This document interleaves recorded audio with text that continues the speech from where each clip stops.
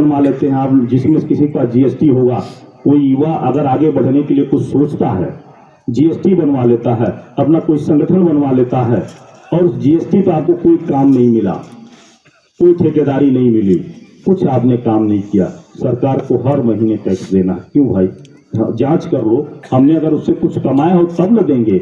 ये बाध्यता आपको देना ही पड़ेगा साहब। आप कमाए नहीं कमाए वो आपकी मर्जी है। ये अंग्रेजों से ज्यादा बड़ा तमाशाई नहीं है तो क्या है। और अगर आपने एक साल नहीं जमा किया तो एक बड़ा जुर्माना 10-20-50 हजार रुपए का जुर्माना लग सकता है। बताइए इस देश की क्या व्यवस्था है, कौन पूछेगा। मतलब पूरी तरह से हमारे आंख को ढक दिया गया, और विपक्ष भी इस पर आवाज नहीं उठाता है, जितने सारे दल हैं। लेकिन हम लोग अपने छोटे संविधान, उसी चिड़िया की तरह, कि छोटे चोच की तरह हम लोग लगातार आवाज उठा रहे हैं, बिल्कुल नहीं डर रहे हैं। क्योंकि हमारे ऊपर क्या करोगे, हम लोग तो बिल्कुल गांव गरीब किसान परिवार से हैं। हम लोग जनता के लिए आवाज उठा रहे हैं। अगर कुछ करोगे भी तो देश ये इतना भारत समृद्ध रहा है कि देश की आजादी की लड़ाई लड़ने वाले लोग चले गए आज। अच्छा, एक बड़ी समस्या है, इसको भी आप लोग मन में लेके जाइएगा। जिन देश के शहीदों ने हमारी देश की आजादी के लिए अपनी कुर्बानी दे दी, उनके घर पे माँ बहन बेटियां थी, आज उनके घर का हालत जाकर आप लोग देखिए, किसी का भी। हम लोग तो सर्वे करते हैं, जो थे उनके घर दूर दूर तक जाके देखिए, बहुत बुरा हाल है। सच्चे लोगों की नहीं पूछ है। लेकिन उसी समय जो लोग तमाशाई थे, गोरखपुर के ही ले लीजिए, मातन हेलिया एक नाम है, और बहुत सारे ऐसे नाम हैं, मंच से मैं कह रहा हूं, वो अंग्रेजों के दलाल थे, आज करोड़पति अरबपति हैं, करोड़पति अरबपति हैं, सिर्फ दलाल थे। तो ये देश की व्यवस्था है।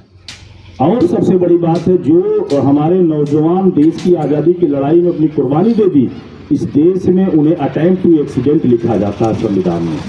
अटेम्प्ट टू एक्सीडेंट यानी आप चलते फिरते एक्सीडेंट हो गया, अंग्रेजों गोली से लग गया, मर गए, उन्हें संवैधानिक शहीद का दर्जा नहीं है। संवैधानिक मतलब आपके कानूनी विधि सम्मत तरीके से। उसकी भी लड़ाई आपकी भारतीय अपना समाज पार्टी लड़ रही है कि हमारा एक एक कतरा उन शहीदों का गुलाम है, कर्जदार है।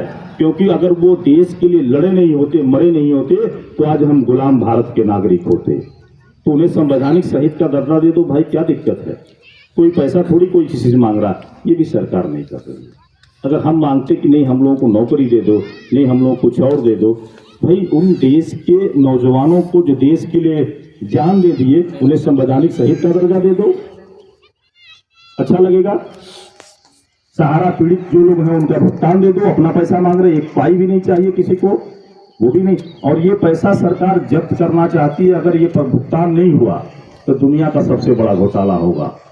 बहुत सारा घोटाला हुआ, आप सब लोग पढ़ते हैं। ये कौन था, मेहुल चौकसी से लेकर के तमाम लोग जो है देश का पैसा लेकर के, गरीबों का पैसा लेकर के भाग गए, उससे कई गुना ज्यादा दुनिया का सबसे बड़ा घोटाला होगा यह।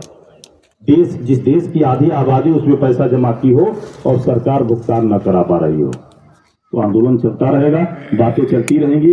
इन्हीं सब बातों के साथ, एक जयकारे के साथ मैं अपनी बात को समाप्त करूंगा, क्योंकि आप लोगों की दुआएं मेरे हनुमान जी के चरणों में अपना प्रणाम अर्पित करते हुए एक बार देश का नारा हो जाए, भारत माता की जय, भारत माता की जय। देश के वीर शहीद अमर रहे, अमर रहे, शहीद अमर रहे, अमर रहे। समाज पार्टी जिंदाबाद, जिंदाबाद। समाज पार्टी जिंदाबाद, जिंदाबाद। ऋषु सिंह जिंदाबाद, जिंदाबाद। मन्नू सिंह, श्यामानंद मिश्रा जिंदाबाद, मन्नू सिंह, श्यामानंद मिश्रा जिंदाबाद, सिंह, ऋषु सिंह जिंदाबाद, जिंदाबाद। बहुत बहुत धन्यवाद आप सब लोगों का प्यार पाने के लिए, आशीर्वाद पाने के लिए। राष्ट्रीय अध्यक्ष जी को बहुत बहुत धन्यवाद। एक बार जोर